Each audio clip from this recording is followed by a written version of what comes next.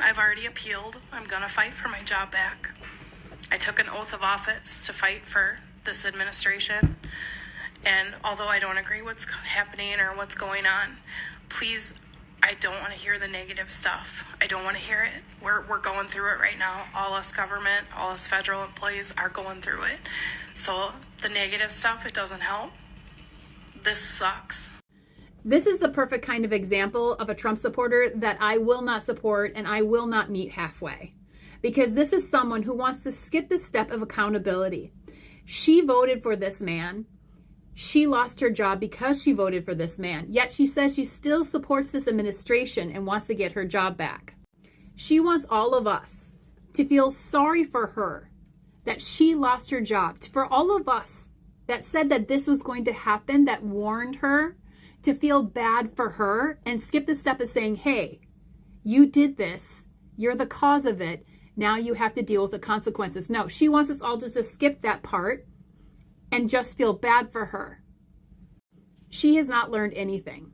She has not learned how her vote has caused her to lose her job, and she would rather have us feel bad for her than have us say to her, this is what you did, take some accountability, take some responsibility.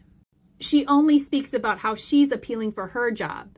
Screw all the thousands of people that also lost their job right along with her, whether they voted for him or didn't vote for them. How is she fighting back for those people? This is the type of person that I say, you effed around and now you're finding out. And you deserve it. You deserve exactly what's happening to you. I don't know. What do you guys think? All my love.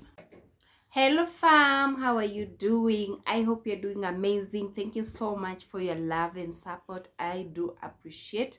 We are now road to 5,000 subscribers, so kindly, if you have not subscribed to this channel, you have just been watching without subscribing, kindly hit the subscribe button and be part of us. For my returning subscribers, thank you so much for your love and support. As we all know, the fafo season is still on. Fafo still continues, you know, and a lot of people are coming up to complain. Others are coming up to defend the government. So let's watch this video till the end, then come back with more comments. Then tell me what you think of this video in the comment section. Let's have a smooth conversation. Just keep your comments polite. Yes, let them be polite, and I'm going to answer all of them and respectful, you know. Yeah, so don't come up abusing anyone. Let's watch till the end, then come back with more comments. Let's talk about that budget bill passed by the Republicans in the House of Representatives. You know what's not in that bill? Remember that promise from Donald Trump that there'd be no taxes on tips? Yeah, that's not in the bill. I know you've been hearing from idiots here on TikTok that that's in the bill, but it's not. You know what else is not in the bill? No taxes on Social Security, also not in the bill. No taxes on overtime, not in the bill. You know what else is not in the bill? Doge dividend checks. You know how you've been telling yourselves here that you're going to get $8,000 or $5,000 back from Donald Trump and Elon Musk from all the savings that Elon Musk is finding with all of his cuts? Yeah, that's not in the bill. And despite what you might believe, Maga, because you're not very smart, Donald Trump has no authority to issue dividend checks. First of all, there isn't anywhere near that kind of savings from Elon Musk's cuts anyway. But even if there were, the president has no authority to issue such checks. That would have to come from Congress. And guess what? Not in the bill. So it ain't happening. You know what is in the bill? Massive tax cuts for billionaires, which are going to explode the debt. So while you guys are celebrating all these cost savings from Elon Musk and Doge, the truth of the matter is, pardon me, all those massive tax breaks for billionaires is going to explode the deficit because we're going to be bringing in a lot less money to the federal government. In fact, this bill in 1 year alone adds an additional $320 billion to our annual deficit, which is already about $2 trillion a year. So yeah, your Orange God King, not fiscally responsible, blowing up the debt. You know what else is in the bill? Massive cuts to programs that benefit the poorest Americans. So we're giving massive tax breaks to billionaires and people who desperately need government services like Medicaid and food stamps. Yeah, we're cutting that. Good job, MAGA. Hey y'all, former MAGA here, and I just want to send out a message to all those still trapped inside. It's okay to leave. It's okay to admit you were wrong. The only reason you're still inside is because you just want him to be right. You supported him and you voted for him and you wanted him to be right. And the thing is that he lied to us all nonstop to get our votes. He's not following through with any of his campaign promises. He didn't say anything about Elon dismantling the whole government. He never said that. He said he was going to bring prices down. He said he was going to give us great insurance, clean drinking water. He's not doing any of that. All he's doing is stealing as much money as him and his billionaire friends possibly can from the United States and all of us. That's all he cares about is money for himself. He doesn't care about us. He doesn't care about anyone in this country. He wants to take away your health insurance, your kids' health insurance, your kids' education. He wants to take away the safety of the United States. He appointed a bunch of morons to all his cabinet positions. Nobody who's going to help a single one of us. Just let go. No one's going to blame you. We're happy if you leave. You'll be happier if you leave too. I want to talk about how we should approach people expressing interest in leaving MAGA, expressing regret in voting for Trump, as informed by the profound sadness and loneliness of being isolated from people that I love by MAGA. Don't get me wrong, I struggle with an extraordinary amount of anger. I see voting for Trump as a betrayal of me, my personhood, any claim to love me, of my safety, because it is, because of the demographics that I fall into, and my hopes and dreams of raising a child in this society who, because of my genetics, will probably be disabled and need certain supports that the Republicans are trying to take away, yada, yada, yada, yada, yada. I've been angry. I want to scream. I've gone through the phases of just like wanting my family to know the bad things that this administration is doing and like what they voted for. And I've sent those texts and said, this is what these people are doing. This is what your vote did. Like, you hurt me. You continuing to support this hurts me, practically and emotionally.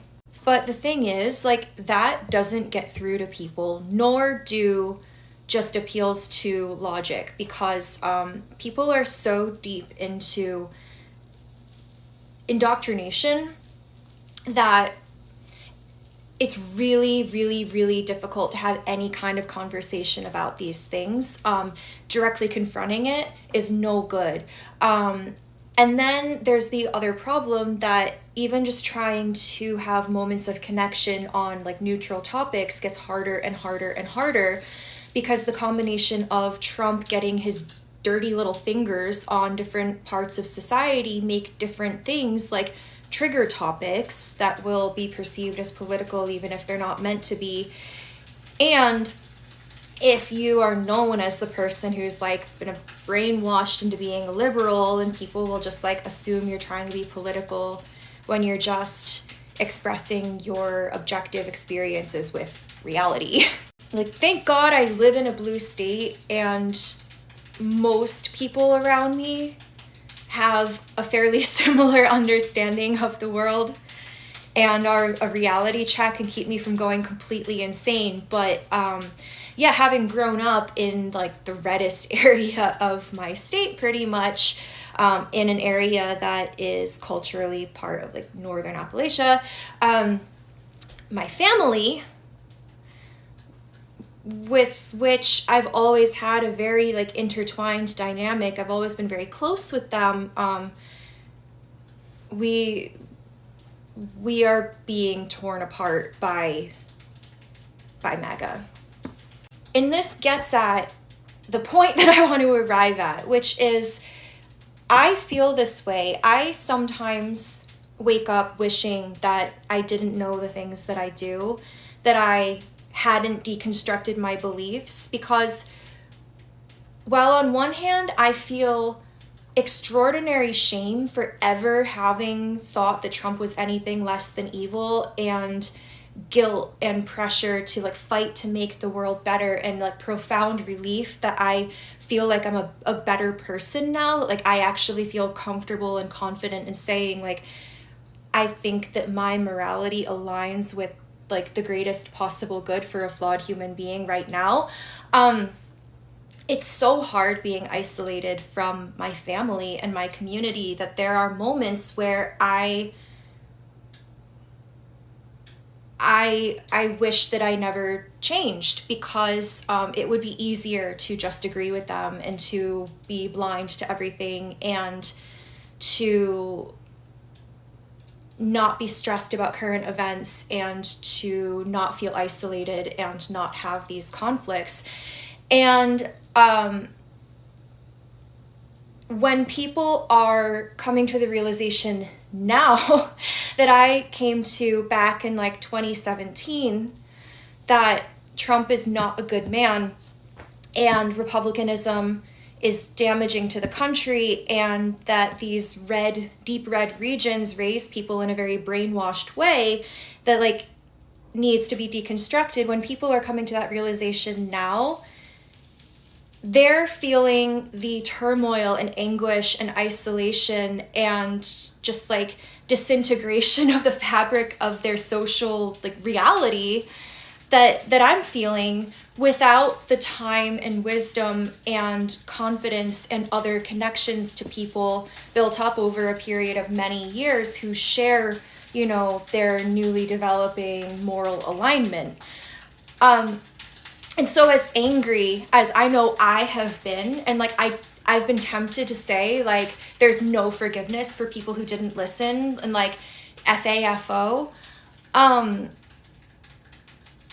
I don't think we can afford to trap people in the level of isolation that I'm experiencing with my family without the outstretched hand and mental salvation, emotional salvation of new points of connection. And people, I think it's a lot to ask of people to risk being ostracized by their community without offering any kind of grace. And again, I know that's really hard. Like I am struggling with that. I struggle to forgive, but I'm starting to realize that like I think it's really necessary. Maybe I'm just a bad person for this, but I keep seeing all these videos about the Republican voters who are regretting their votes. And I'm finding myself to have the same amount of sympathy as when the COVID variant was running through the second year of the pandemic and our hospitals were just full of anti-vaxxers, and that's what was dying in front of us. These people had all the information in front of them to know exactly how badly this was going to harm them. All the information was there, and we kept saying, hey, do everything you can to not let this be the case. And now that these people are being impacted by it, they're starting to feel the repercussions of their refusal to learn about the information and the threats that are in front of them. They're like, oh no, like I'm being harmed by this. It's all I see is I didn't want to be hurt by this. I wanted this to hurt other people, not me. And so now I'm really regretting what I voted for. I just feel the same amount of sympathy for them as the people who were refusing the vaccine after they were readily available. If you needed it, you could get it. And our hospitals were completely jam-packed full of unvaccinated people. That second year, especially the Delta variant, when that was rushing through, I remember I was on a contract in South Dakota, super Republican area, and that's all we had. I remember we had one patient who, she was vaccinated, she had cancer, she was on chemo, so she really didn't have a immune system. She got the vaccine, it didn't work for her, and when she died, it was really heartbreaking because she did everything she could to try to not be in that situation. But, you know, the rest of the unit just full of people who were just like, no, it's not real, it's all fake, as we're literally putting the tube down their throats. So yeah, maybe I'm a bad person for not having that sympathy for these people now as they come to realize that the Trump policies are going to cause them tremendous amounts of harm, but that's just the way I feel. You could have learned. And I also just don't trust these people in 4 years to vote a different way. You're going to do the same thing you did this year. So I know now you have watched this video till the end. Guys, don't mind my mouth or my voice either. I've really been having bad cough. Yeah, I've not been feeling well, so don't mind that. Kindly, I'm sorry for that. So I know you have watched this video till the end. What are your thoughts? You can see some, it has been hard for them to accept. You know, in life sometimes we make mistakes, and accepting sometimes may be so difficult for us, you know. Just accepting, yeah, this time I did a mistake, sometimes it's so hard. So for some, it has been so difficult for them to accept their mistake. They're saying we have to be patient with the government, they're going to work out, things are going to work out. And you can see others who are so proud to say that yes, we made mistakes and we just want to find our way out. Yes, I voted for this person, I voted for this government, but right now I think things are not working well, so I just have to find my way out. And there are those ones that you can't defend, guys. Yeah, so they are here like, no, let's give them time. We have not given them enough time. Let's give them time. Let me tell you, sometimes, you know, with these leaders, the moment you elect them, you'll see, you're now going to see, after just a few months, you'll see this is someone who is going to work, and this is someone who is not going to change anything for us. You can see with the healthcare in the US, everything is turning out to be bad. Yeah, people are losing, the layoff, no, like they were promised no taxes for tips, but they are still paying taxes for the tips. If you get a tip, you have to pay a tax.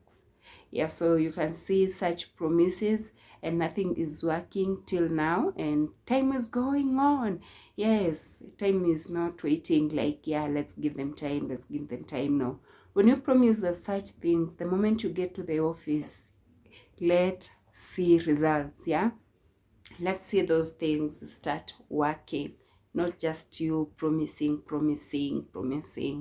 I don't know what happens with our leaders. I really don't know what happens with them. Sometimes we will regret a lot voting them in. Yeah, to who they told us they are, they end up not being those people. They end up changing like everything. Yeah, and they're joking with the health system, which is something, everyone depend on the health. Everyone depend on the health. So guys, you have to know that you Americans, you have to know that these things about health, it has not affected only you Americans. Even us in Africa, it has affected us a bigger percentage, you know. And we just pray that one day things will work out. So this was it for our today's video. As fafo season continue, as Maga voters continue to regret, you know.